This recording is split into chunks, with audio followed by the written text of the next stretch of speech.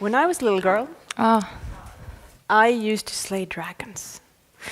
I would go on amazing adventures where I'd meet wizards and talking animals and kind grandmothers who would help me solve mysteries and find treasures.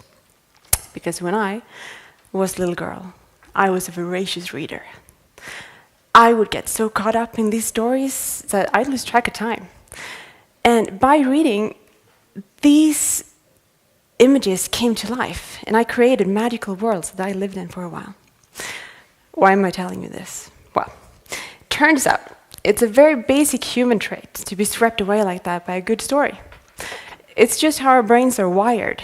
We create images, and we use our words to convey information, but also we use stories to convey values and emotion and meaning. Because we build stories about ourselves all the time. For instance, we can try on different labels and we might say that we're entrepreneurs, or that we're cat lovers, or gym goers, or mountain climbers. And we try it on for size for a while and see if it fits with our story.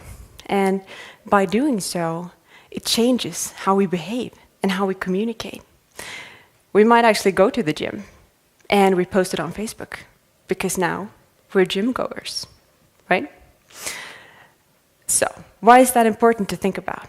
Well, the world of business, or business today, isn't really what it used to be, is it? It used to be about producing more for less, or selling more units to ever more customers, or besting the competition by having an awesome ad campaign, or the best selling point. Today, that is all pretty much gone. We as consumers are getting pickier about what we buy, who we buy it from, when we do it, and how often, and where it comes from. We as consumers, we are getting tired of ads. We don't look at them anymore. And we click away pop-ups wherever we can, and we really don't like it when somebody's trying too hard to sell us something, right? We as consumers today, we want something entirely different. We want to be seen. We want to be acknowledged. And we want to be regarded as socially and ecologically aware of the planet we live in. I mean, that's the story we're all building for ourselves right now, isn't it? That we're globally aware and very careful with our carbon footprint. And that's the thing about stories. They have this absolute magic capacity of making things come true. If I decide that the hero of my story, which is me, is going to try to save the planet, well, chances are pretty high that I'm going to choose the organic fair trade coffee next time I'm at the store over the regular kind. Because that's what stories do. They change how we see the world, and they change our perspective, and that leads us to change our behavior. And how we behave, that is always very interesting to the world of business. The future of business, I think, is going to be all about trust and relationships. Even more so than it is today. You're going to need to figure out, how can you address these new demands of identity and story? How can you create a connection with your business partners or your employees or your clients to communicate on a more human level? Almost all companies today conduct surveys to measure client loyalty, because they want to figure out, what can we do to make more clients come back, and what do the loyal ones like? Makes sense. It's stuff you want to know, right? So the stuff that always comes out on top in these surveys are stuff like great customer service, friendly people at the store, quick help. All of those softer things that make the client feel seen.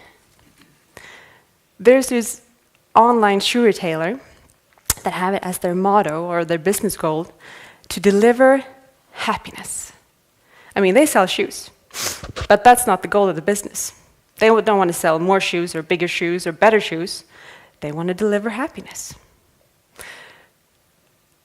In the customer service department of this place, employees get rewarded the longer they stay on the phone with the client. Think about that for a second. The longer they stay on the phone.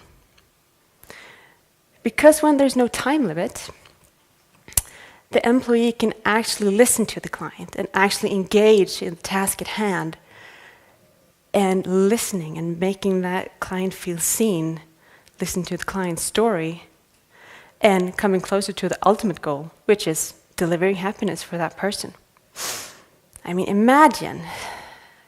just imagine what kind of happiness you could deliver to your clients. And what that kind of thinking would do to the relationships you're having, right?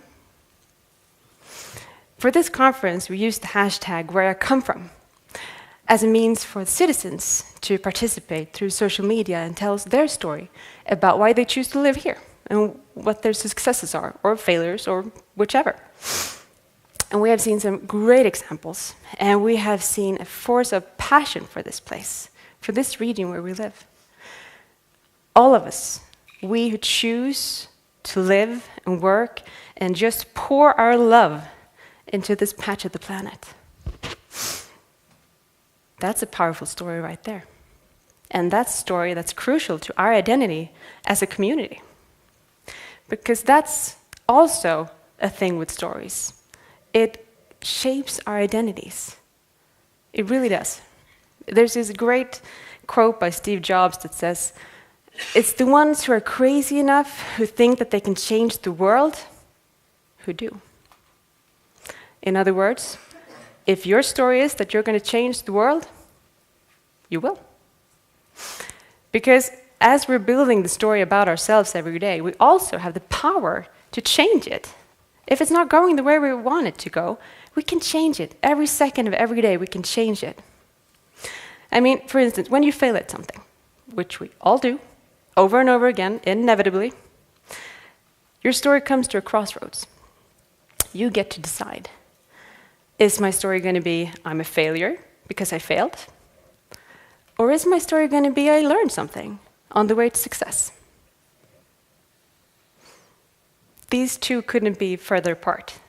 And whichever one you choose is going to shape whatever comes next in your story. As we're building the stories about ourselves, we are looking for new stories to incorporate with our own. And we might go to the gym, we might try to have a cat for a while, or we might try our hand at mountain climbing to see if it fits. And businesses who can deliver great stories that we like, they are the ones who are winning right now, and will continue to do so, I imagine. For instance, if I ask you to picture a person who drives a German car, a person who drives a Swedish car, and a person who drives a Japanese car, you're going to see three very different people. You're going to be pretty sure about what separates the personalities of these three, and you're going to be very sure about which one you identify the most with. And that's not a coincidence.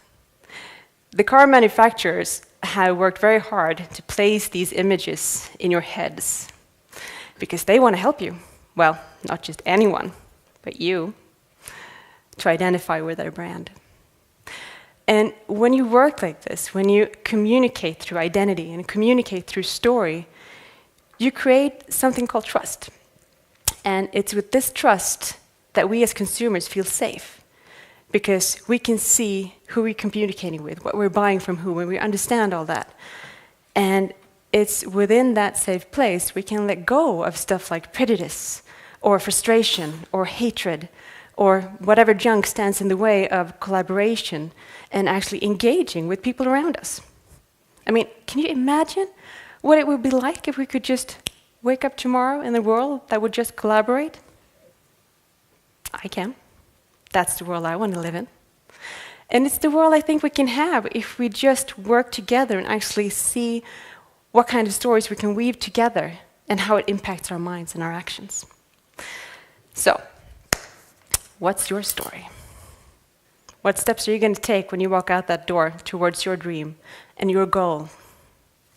A part of my story is that I'm still that girl who slays dragons. And that's the stuff that keeps me from running away from this stage and actually wanting to stand up here. That gives me courage. So, when you walk out that door, I want you to find your story. And I want you to follow it, wherever it may lead you. Thank you.